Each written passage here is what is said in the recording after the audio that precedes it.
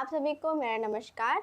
मैं श्रेया साहित्य एवं कविता की अगली कड़ी में आप सभी के समक्ष कहानी का 13वां भाग लेके प्रस्तुत हूँ। पिछले भाग में हमने सुना कि गुलाटी जी और मैनेजर साहब की नज़र बकुल के सामान पर है और वे किसी भी तरह बकुल का सामान हथियाने की कोशिश में लगे हुए हैं। आइए देखते हैं कि आगे क्या होता है।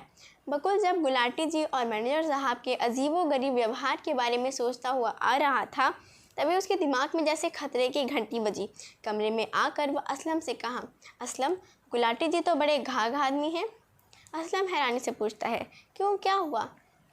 तो बकुल कहता है, उनकी नज़र तो मेरे सामान पे है। सामान? कैसा सामान? असलम कहता है, एक भोजपत्र और एक सोने का कमंडल। सोने का? हैरानी से असलम ने कहा, तुम्हारे पास कहाँ से आया सोने का कमंडल? यह सुनकर बकुल ने गहरी सांस छोड़ी और उसे पूरी कहानी बता दी। यह सब सुनकर असलम को अपने दोस्त की मदद करने के लिए एक तरकीब सूझी। वह यह सोच ही रहा था, तभी शंकर और बाकी सभी लड़के भागते हुए आए और बकुल को बधाइयाँ देने लगे। बकुल ने जब इसके बारे में पूछा तब उन्होंने कहा, ये देखो, अखबार में तुम्हारी फ़ोटो छपी है मंत्री जी के साथ।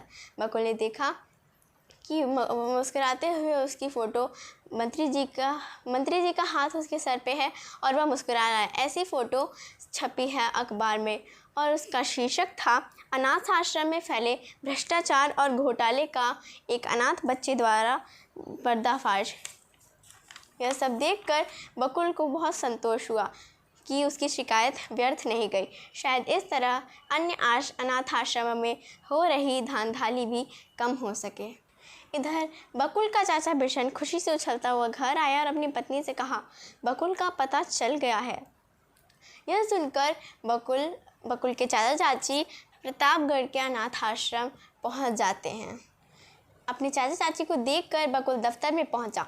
उसके दफ्तर में पहुंचते ही उसकी चाची ने उसे गले से लगा लिया और कहा, मेरे बेटे, मेरे लाल, कहाँ था तो? हम कितने दिन से तुझे खोज रहे थे। और उन्होंने धोखे से सारी प्यार की बातें उड़ेल रही थी।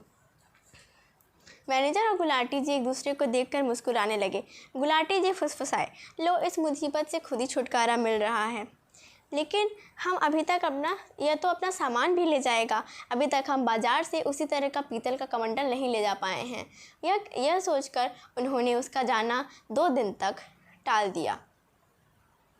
चाचा चाची की जाने के कुछ ही देर बाद दफ्तर में काना शिकारी आ थमका और उन्होंने अपने स्वर को यथासंभव कोमल बना के कहा, जी, हमारा कोई बच्चा नहीं है। मैंने सुना है अनाथ आश्रम से बच्चे गोद लिए जा सकते हैं। मैं भी एक 15-16 साल का लड़का गोद लेना चाहता हूँ। आप बकुल नाम के लड़के को, जिसकी फ़ोटो अखबार में छपी थी, मुझे गोद दे दे तो मैं आपका बड़ा आभारी रहूँगा। ऐसा निर्भीक और सच्चा लड़का मैं गोद लेना चाहता हूँ। मैनेजर और गुलाटी जी ने संदेह भरी नज़र से एक दूसरे को देखा। कुछ संभल कर गुलाटी जी ने उत्तर दिया, अब शाम होने वाली है, आप कल सुबह आकर मिले। 5 बजे के बाद कोई दफ्तरी कार्यवाही नहीं होती। ठीक है, मैं कल सुबह आऊँगा। इतना कहकर काना शिकारी चला गया। उसके जाने के बाद गुलाटी जी और मैनेजर साहब ने सोचा, ये तो एक अनार और 100 बीमार वाली बात हो गई।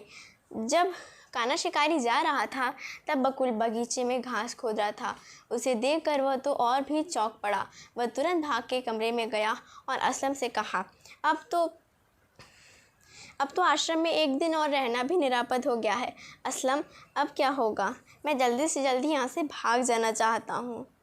यह सुनकर उसे एक उपाय सूझा और वह तुरंत मैनेजर के दफ्तर में गया। असलम मैनेजर से कहता है, मैनेजर साहब, आपके पाँव दबा दूँ? यह सुनकर मैनेजर साहब कहते हैं, दबा दे, आज तुझे अपने आप याद कैसे आ गई? यह सुनकर असलम बहुत भोला बनते हुए बोला, बच्चे माता पिता की सेवा करते हैं। हाँ, हमारे पिता तो आप ही हैं, फिर हमें तो आपकी सेवा करनी ही चाहिए। और असलम मैनेजर साहब के पाँव दबाने लगा। फिर सर में तेल भी मलने लगा। उसे पता था कि सर में तेल लगते ही मैनेजर गहरी नींद में सो जाएगा। वह सोने लगा और खर्राटे लेने लगा।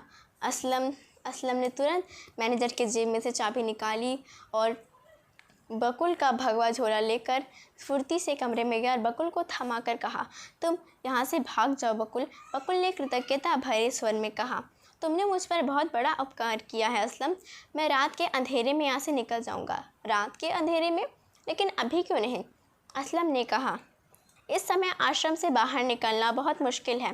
बस मैनेजर या गुलाटी जी अलमारी खोलकर ना देखें, तब मैं रात को यहाँ से आसानी से निकल सकता हूँ। यहीं पे हमारा 13वां भाग समाप्त होता है। हम देखेंगे कि क्या बकुल भागने में सफल हो पाएगा। जानने के लिए प्लीज़ हमारे चैनल को सब्सक्राइब कर दीजिए ताकि अगला भाग आपके पास सबसे पहले पहुँचे। और अगर आपको हमारी ये स्टोरी पसंद आई हो तो वीडियो को लाइक कर दें और ज़्यादा से ज़्यादा शेयर करें। इससे मेरा मोटिवेशन बढ़ता है। बाय।